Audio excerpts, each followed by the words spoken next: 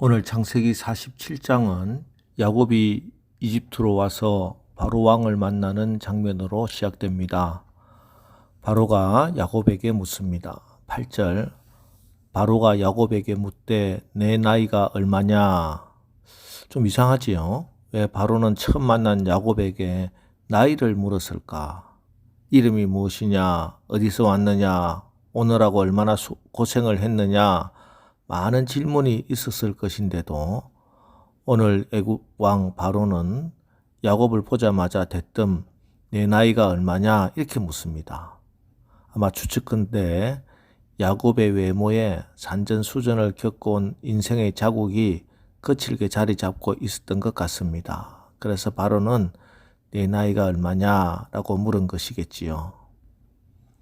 이때 야곱이 대답합니다. 9절, 야곱이 바로에게 아뢰되 내 나그네 길의 세월이 130년이니이다. 내 나이가 얼마 못되니 우리 조상의 나그네 길의 연조에 미치지 못하나 험악한 세월을 보내었나이다 하고, 자, 여기 험악한 세월이란 이 한마디 안에 야곱의 파란만장한 삶이 담겨져 있습니다. 일찍이 야곱은 쌍둥이 형제 가운데 동생으로 태어났습니다. 옛 이스라엘의 풍습은 맏아들이 상속권과 축복권을 가지게 됩니다. 그런데 야곱이 둘째 아들로 태어났기 때문에 축복권도 상속권도 가질 수가 없었습니다. 그래서 야곱은 형에게 팥죽 한 그릇을 팔아 장자의 명분을 얻고 눈먼 아버지를 속여서 축복을 쟁취했습니다. 그러나 아버지를 속이고 출발한 야곱의 나그네 길은 이후 계속 속고 또 속는 인생이 되고 말았습니다. 사랑하는 여인을 얻기 위해서 7년 세월 고생하여 하룻밤을 지내고 나니 신부가 바뀌었습니다. 또 외삼촌 라반으로부터 삭설 10번이나 속임을 당합니다. 그러나 그 이후에 아들로부터 그것과는 비교도 되지 않는 끔찍한 속임을 또 당합니다. 그토록 사랑했던 아들 요셉이 사놓은 짐승의 밥이 되어 죽었다 하는 거짓말에 속아서 야곱은 피 묻은 옷자락을 부둥켜 안고 울고 또 울었습니다. 야곱이 아버지 이삭을 속이는 시간은 잠깐 금방 모든 것이 들통이 났습니다. 그러나 야곱이 자기 아들로부터 속임을 당한 시간은 무려 20년을 넘게 속았습니다. 멀쩡하게 살아있는 아들을 죽은 줄만 알고 20년 세월 한을 품고 살아야 했던 것이지요.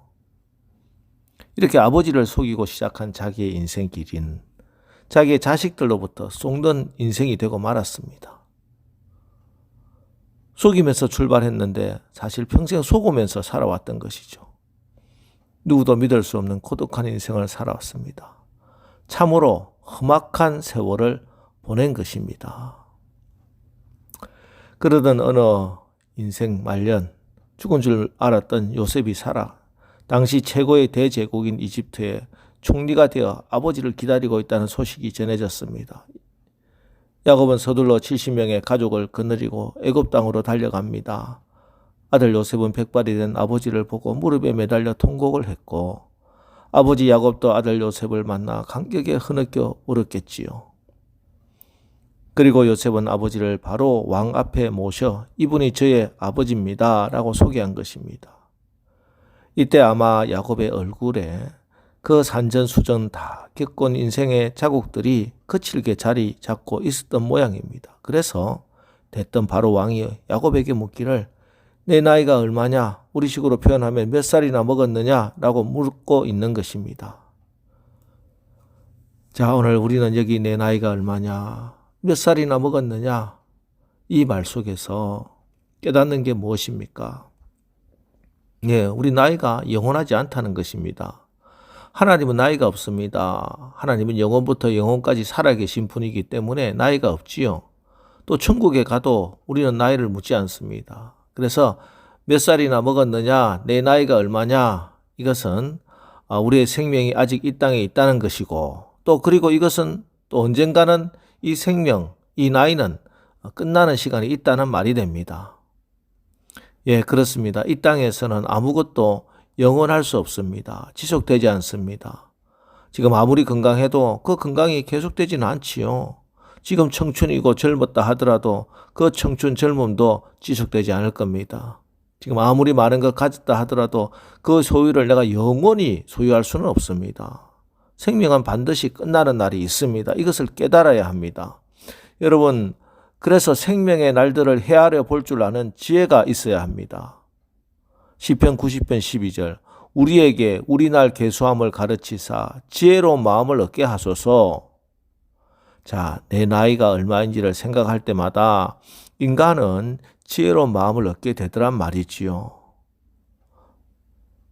끝이 있다는 것을 알고 지금 내가 누리고 있는 거 이거 영원하지 않다는 것을 알아야 됩니다. 건강을 잃고 건강의 소중함을 발견하고 늙고 난 후에 청춘의 선물됨을 감사하는 것도 뭐 그래도 괜찮지만 우리가 아직 건강할 때 또 아직 젊었을 때 이 주어진 모든 것이 있을 때 이 모든 것이 하나님의 선물인 줄 알고 감사하며 이 삶을 아름답고 귀하게 의미 있게 살아가야 합니다.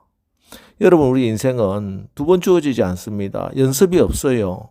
시행착오가 없습니다. 한 번 주어진 인생, 한 번 걸어가면 그것으로 끝나는 게 인생입니다. 늘 잘 준비하고 늘 잘 살아야 합니다. 오늘 바로 왕이 묻는 내 나이가 얼마냐? 이 말 속에 이 놀라운 지혜를 깨닫고 오늘 하루 잘 살아가시기를 주의 이름으로 축원합니다. 그리고 이렇게 야곱은 바로 왕을 만나고 또 축복을 하고 나옵니다. 그리고 7년 기근이 지나는 동안에 요셉은 애굽을 잘 통치하고 그러는 가운데 이스라엘 족속은 고세 땅에서 잘 생육하고 또 번성하고 그리고 17년을 애굽 땅에서 잘 산 후에 야곱이 나이가 차서 죽을 날이 가까움에 요셉을 불러서 이렇게 유언을 합니다. 29절 30절 이스라엘이 죽을 날이 가까움에 그의 아들 요셉을 불러 그에게 이르되 이제 내가 내게 은혜를 입었거든 청하노니 내 손을 내 허벅지 아래 넣고 인애와 성실함으로 내게 행하여 애굽에 나를 장사하지 아니하도록 하라. 내가 조상들과 함께 눕거든 너는 나를 애굽에서 메어다가 조상의 묘지에 장사하라. 요셉이 이르되 내가 아버지의 말씀대로 행하리이다. 자, 한마디로 애굽에서 장사하지 말고 애굽 땅에 묻지 말고 나를 가나안 땅 조상의 묘지에 장사하라.